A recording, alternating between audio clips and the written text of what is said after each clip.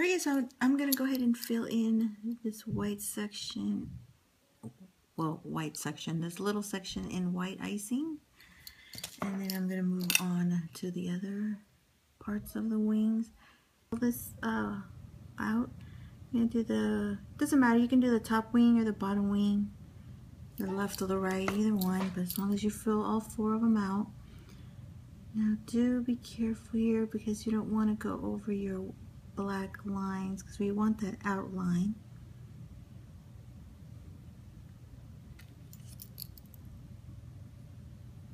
Okay.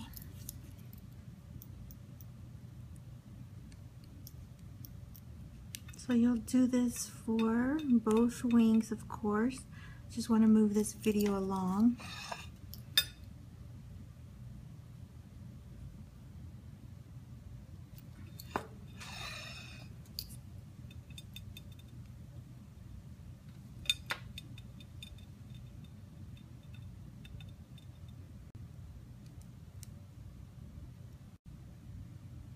Alright guys, so you can do 2 things. I'm going to do it a little bit different on this one. I have done it before where I just, after this dries, I just go over it with a little bit of water and then add my sanding sugar. The reason why I'm going to do this is because if I add my sanding sugar here, it's going to weigh the icing down and it's going to kind of push it to the sides, and I don't want to lose my lines. They're already thin enough as it is, so I want to keep them visible. So what I'm going to do is I'm going to wait for this icing to dry, and then I'm going to add the sanding sugar over it.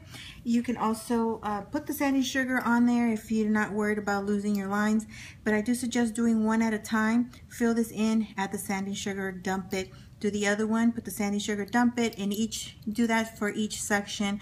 If you wait till you fill all your wings, by the time you add your sanding sugar, these here have already crusted, and it's not going to hold your sanding sugar. So you can do either way.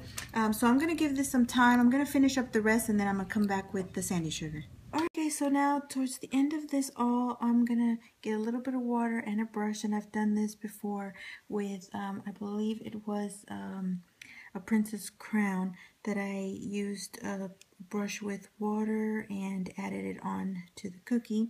So what I'm gonna do is I'm just gonna brush this on to the icing and the wing part. You don't want to put too much. You don't want to thin your icing down. Make sure you get to the edges. So a lot of times the edges don't get any. And then go ahead and get your sanding sugar, and I'm using the silver kind because this one tends to be very, very clear. And I've explained in another video the difference in the white and the silver. And so what I'm going to do now is I'm just going to go with my tool and just clear off the sugar from the lines because I want those lines to show. I have a dry brush here that I'm going to brush some of this off. And then I'm going to go in with my disco dust. It's a must-have for this cookie. And add it on there. Okay, now I'm going to go ahead and grab a little bit more water from my other side. And see how easy this is? It just sticks right on. Like I said, you can do it the other way, like you normally would when you do your icing, and you just go ahead and add your sanding sugar, but I kind of like it this way. Sometimes it's a little bit easier to manage, especially when you have a lot of detailed areas. You find this just a little bit more controlled than the other way because I don't want my icing to overflow, like I said at the beginning.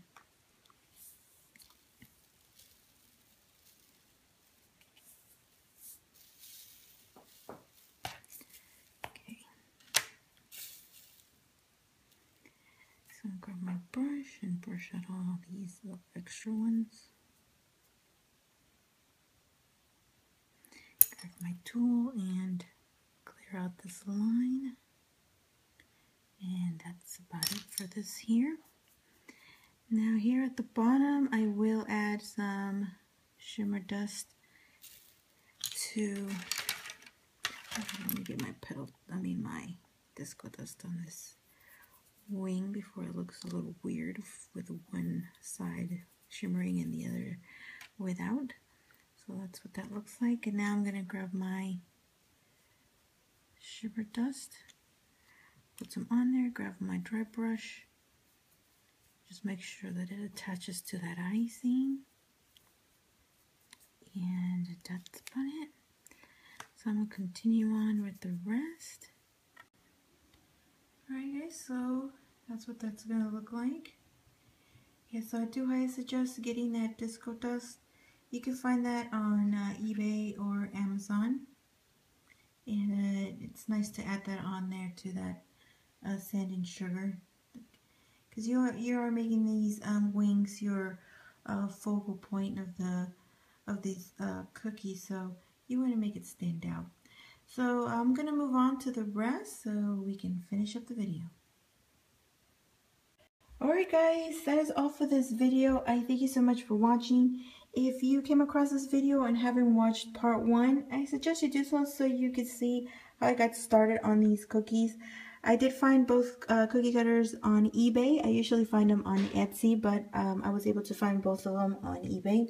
They're a bit expensive, especially if you have to pay for shipping and all that for, 2.5, 3-inch cookie cutters. So I decided to go with it. I had an order for some Tinkerbell cookies and I couldn't find what to make. So I did some research and I couldn't come up with anything that I really liked. So I decided to put these two together. And I do have another video on the Tinkerbell dress as well with the wings, because I couldn't decide whether I wanted to do the front or the back. So I did both. And I think this is my favorite out of all the cookies that I made for this Tinkerbell order. I think this is my favorite. And altogether it's about 4 inches in length, which is a nice cookie, not too large, not too small. I just think this is just really, really cute. And as you saw, very easy to put together. I think I haven't seen anything like this. So I really hope that they like it, and I hope you guys liked it too.